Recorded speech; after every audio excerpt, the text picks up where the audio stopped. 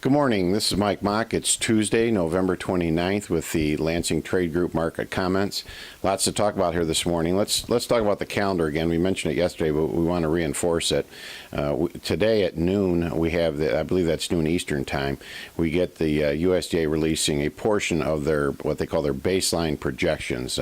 This is something that the government requires of the Congressional Budget Office to kind of project supply and demand going forward 10 years. And obviously, it's impossible. No one's crystal ball is that good. But I do think the trade will be interested in what the government shows in terms of trends for acreage planted. Obviously, we're seeing over the last few years a decline in wheat acreage, an increase in corn, in particular soybean acreage. How will the government view that today? And then also demand trends moving forward. So again, we've got that information out today. We'll see how the market responds to it. I think of more importance is tomorrow we've got the meeting in Vienna with OPEC. And here this morning, overnight, indications are the Russians are not even going to attend the meeting, and you still have bickering between the various parties. So crude oil spent most of the evening 75 cents to $1 lower. And crude's always important to the overall commodity space. If for some reason this meeting just completely falls apart, there's a risk of a downshift, I think, in the commodity space as a whole. If, on the other hand, they all feel they have too much at risk here and come up with something here last minute, you could see crude oil run, and that may help the overall commodity space and perhaps give an example, maybe corn a little boost. So we have to watch that one very, very carefully.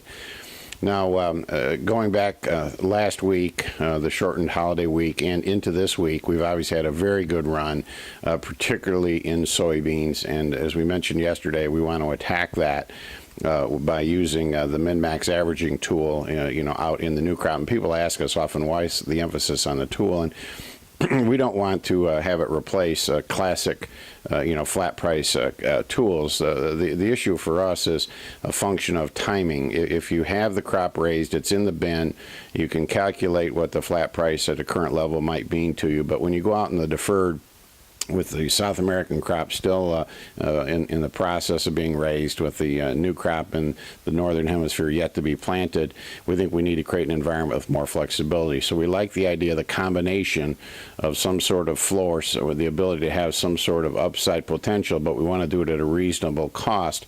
And that's why the sale of the ceiling, the sale of the maximum, is so critical in terms of making this effective for the producer. So we saw a really nice response yesterday from a number of our growers, various locations, to the $10 floor with a $10 ceiling at a very reasonable debit.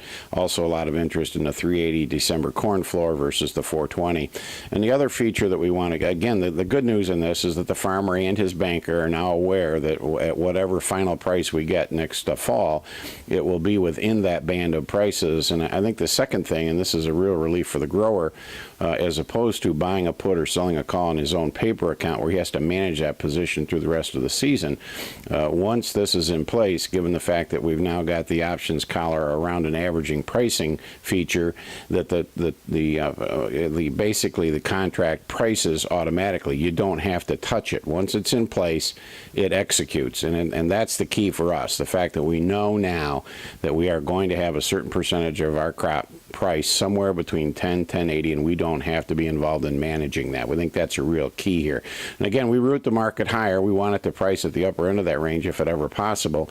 And then the other thing that we talk about, I like to use acronyms, and I'm going to use the term NFC, as in the next floor ceiling. If the market rallies further and we get a chance to do, for example, a 10.40, 11.20, or a $4, 4.50 in the case of corn, we want to have those open orders. So if you were filled yesterday, get with your merchandiser at LTG and now establish the NFC, your next floor ceiling, your next min-max.